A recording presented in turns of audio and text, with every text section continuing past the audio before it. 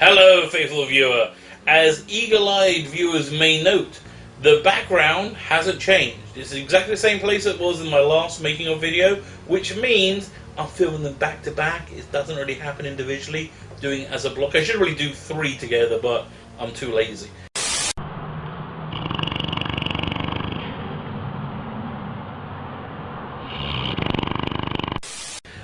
This week we're getting to something that I'm kind of excited about. We're getting into politics and my wibbly wobbly view of politics, and more what's the word?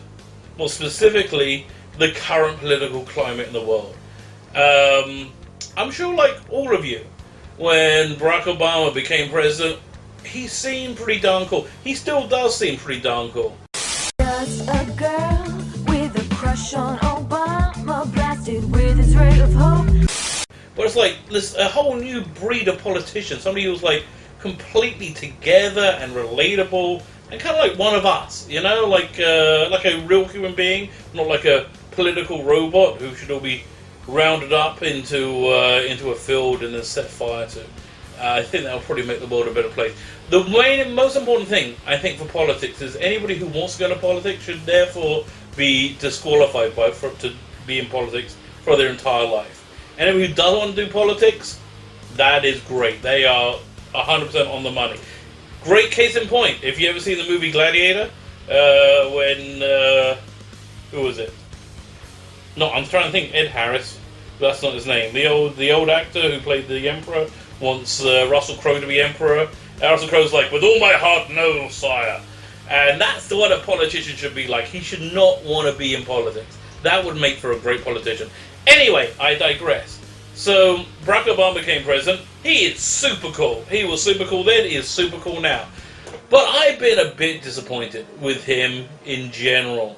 Right now, as I'm filming this, they just done this big deal with Iran.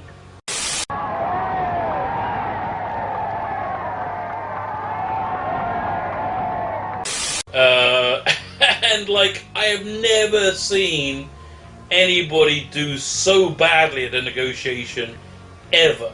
Now, I'm not saying he's a terrible president or he's like he's evil incarnate or Hawaiian or other terrible things people want to put at his doorstep. No, I'm just saying he folded completely. And like, I mean, listen, if Iran can spank you, and also Syria, my God, Syria just kind of laughed at him. It's like bizarre. So I don't really understand how somebody who's clearly intelligent and together is such a bad negotiator.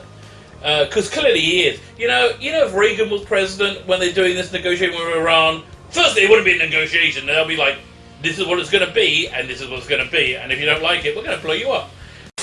7 o'clock this evening, Eastern Time, air and naval forces of the United States launched a series of strikes against the headquarters, terrorist facilities, and military assets that support Muammar Gaddafi's subversive activities.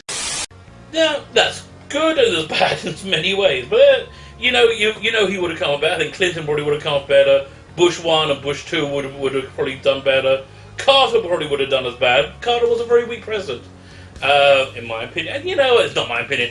History says he was a weak president. The most interesting thing Carter ever did, he didn't really do.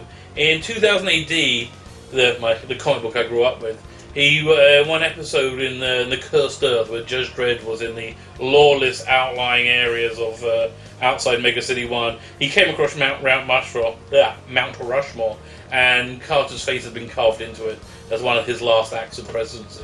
Anyway, that would be the best thing he did, and he didn't even do that. Anyway, I digress. So, we're talking about politics of this a little bit in this week's one, and really what I want to do is have one candidate who was super cool, super together, and just like you really wanted to vote for him, but everything he was saying was kind of wrong.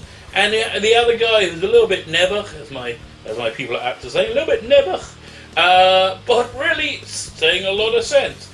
And my feeling of politics is basically this: the better looking guy wins. Whoever's better looking wins. Like, if Hillary Clinton gets the nomination, I'm sure she's going to. Hillary's a granny with a twinkle in her eye. Hillary's a granny and she makes an apple pie. First female president. First female president. Me, me, me, me, me, me, me.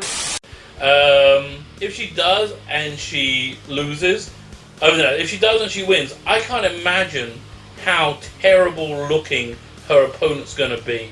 It's going to be like Chris Christie, you know, mutated into some horrible Brundle fly-like form. Anyway, so come back next week. You'll see what's happening, what's shaking the studio in the political debate, and the Stoners leap into action for the first time, and we get to see some daring do and some fighting and superhero-y crap. Catch you later. Bye.